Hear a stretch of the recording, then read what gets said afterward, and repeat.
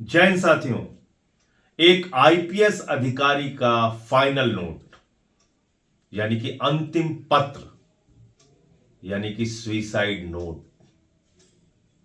पूरण कुमार नाम के आईपीएस अधिकारी जिनकी दर्द, जिनकी पीड़ा अगर आप उस पत्र में पढ़ेंगे तो आप जान के हैरान हो जाएंगे कि आजादी के इतने साल के बाद भी एक वरिष्ठ आईपीएस अधिकारी को दलित होने की सजा मिल रही है और दलित जाति में जन्म लेने के कारण उसको इतना अपमान सहना पड़ता है, इतना अपमान सहना पड़ता है, इतनी प्रताड़ना झेलनी पड़ती है कि वो मौत को गले लगा लेता है।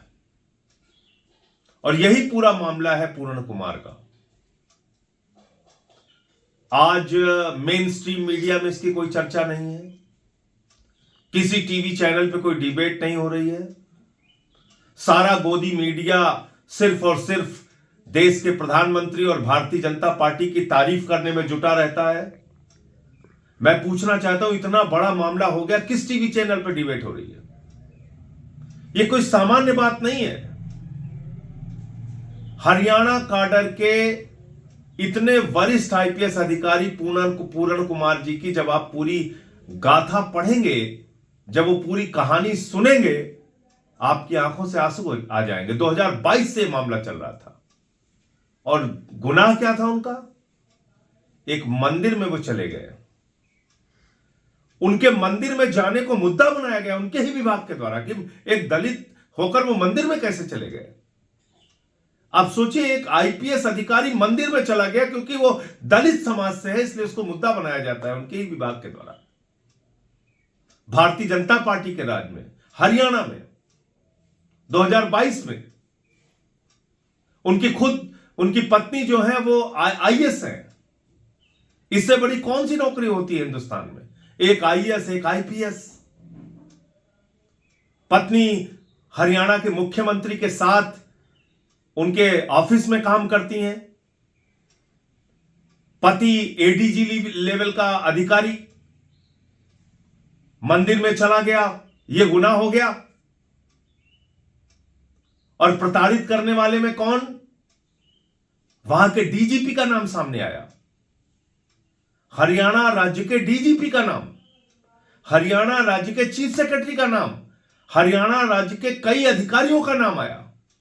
15 अधिकारियों के नाम अपने अंतिम फाइनल नोट में, सुइसाइड नोट में पूर्ण कुमार जी ने लिखा है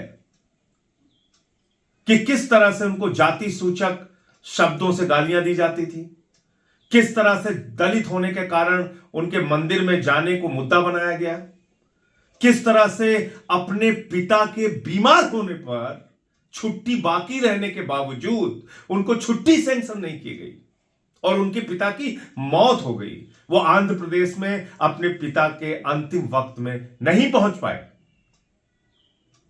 इससे ज्यादा पीड़ा, इससे ज्यादा दुख, इससे ज्यादा प्रताड़ना क्या किसी व्यक्ति को दी जा सकती है? फिर उसी आदमी के खिलाफ, और इन्हीं पूर्ण कुमार जी ने ऐसा नहीं कि इस मामले को दबाया, इन्होंने इन तमाम घटनाओं की शिकायत की वरिष्ठ अधिकारियों से, कोई कार्रवाई नहीं हुई। और सिर्फ शिकायत नहीं की, हरियाणा के, पंजाब के हाई कोर्ट में, चंडीगढ़ में हाई कोर्ट में याचिका दाखिल की, फिर भी कोई कार्रवाई नहीं हुई।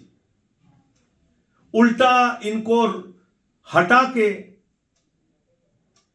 एडीजीपी के रैंक से हटा के ट्रेनिंग जहां पे होती है पुलिस वालों को, वहां पे पोस्ट किया गया और वहां पे पोस्ट करके इनके खिलाफ इनके ही एक मातहत एसपी से, इनके जूनियर अधिकारी से रोहतक में एफआईआर दर्ज कराई गई। किसकी तरफ से?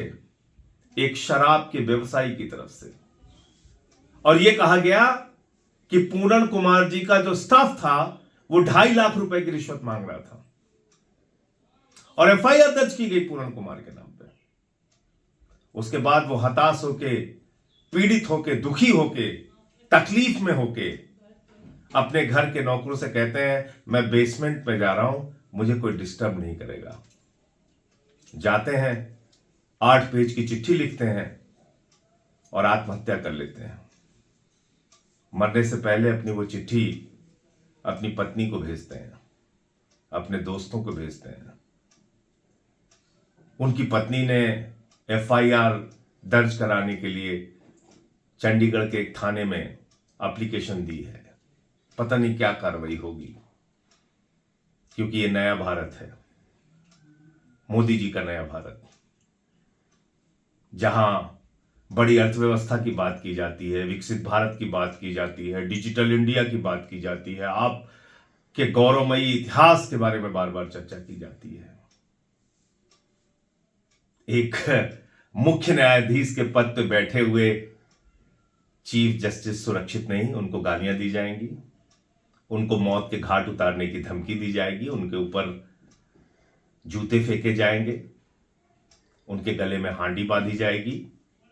एक आईपीएस अधिकारी जो 25 साल से आईपीएस की नौकरी कर रहा है, जिसकी पत्नी खुद आईएएस है, उसको जाति सूचक शब्दों से गालियां दी जाएंगी। यह नया भारत है, यह है मोदी का नया भारत, यह है भाजपा का नया भारत। सोचना आपको होगा, अगर आजादी के 78 साल के बाद भी इस देश के दलितों को, पिछड़ों को, आदिवासियों को, मुसलमानों को जानवरों की तरह ट्रीट किया जा रहा है, जानवरों की तरह उनसे व्यवहार किया जा रहा है, तो एक कैसा नया भारत हम लोग बना रहे हैं, यह सोचना है आपको। और इंसाफ की आवाज उठाइए, मत उम्मीद रखिए गोदी मीडिया से। कम से कम इतना तो कर सकते हैं, जैसे मैंने एक वीडियो बनाया पूर्ण कुमार के पक्ष में, एक वीडियो ही बना दीजिए, कुछ तो बोलिए, लगे तो आपकी चेतना जिंदा है, ऐसा महसूस तो हो कि इस देश में कुछ लोगों के मन में ऐसी घटनाओं को सुन के पीड़ा होती है। कुछ बोलिए, आवाज उठाइए। जय हिंद।